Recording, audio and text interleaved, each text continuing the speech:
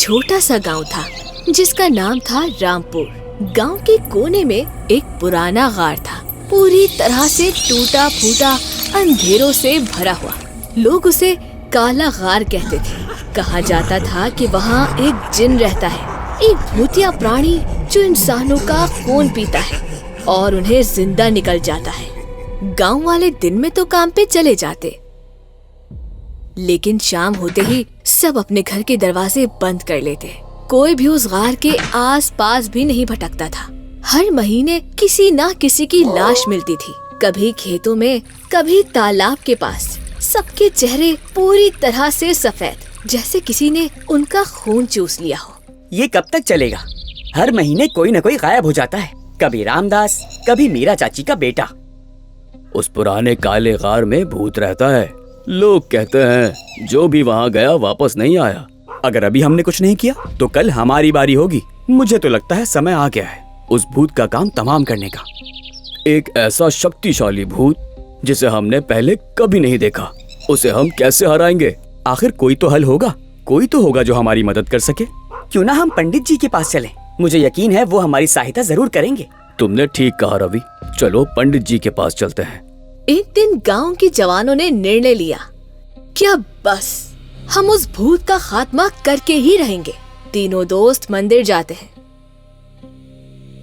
और पंडित जी को सारी बात बताते हैं। पंडित जी, आपको तो जानकारी है पूरा गांव उस भूत की वजह से कितनी दिक्कत में है। पंडित जी, हमें कोई हल बताएं ताकि हम उस भूत का मुकाबला कर सकें। जी हाँ, ताकि हम उस भूत से अपने गांव को हमेशा के लिए मुक्ति दिला दें और हमारे गांव में खुशी वापस आ जाए। तुम गांव के बहादुर जवान हो और तुम्हारा मन भी बहुत साफ है।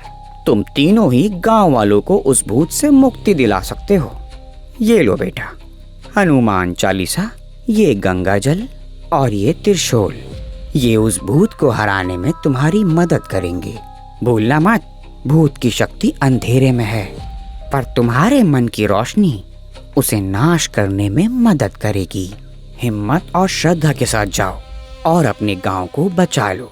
पंडित जी, अगर हम वापस ना आए तो तुम्हारा बलिदान इस गांव को हमेशा के लिए मुक्ति दिलाएगा। फिर वो तीनों एकजुट होकर गार की तरफ चल पड़ते हैं।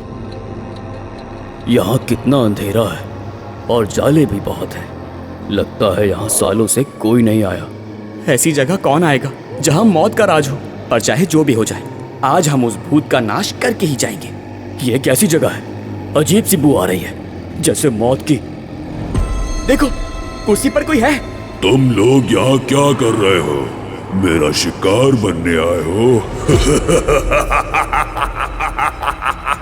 हम तुम्हारा शिकार नहीं, तुम्हारी मौत लेकर आए हैं।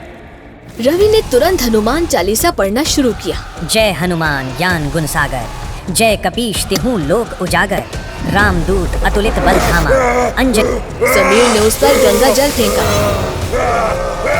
और लक्ष्मण ने त्रिशूल से इतनी जोर से वार किया कि जिन चीखता रहा, चिल्लाता रहा, लेकिन धीरे धीरे उसका शरीर जलना शुरू हो गया और देखते ही देखते जलकर राख हो गया। फिर जब तीनों दोस्त जिनका खात्मा करके गांव वापस आए तो गांव वालों ने इनका जोशो खरोश के साथ इस्तकबाल किया। आज के बाद सिर्फ रामपुर में रोशनी रहेगी, अंधेरा नहीं।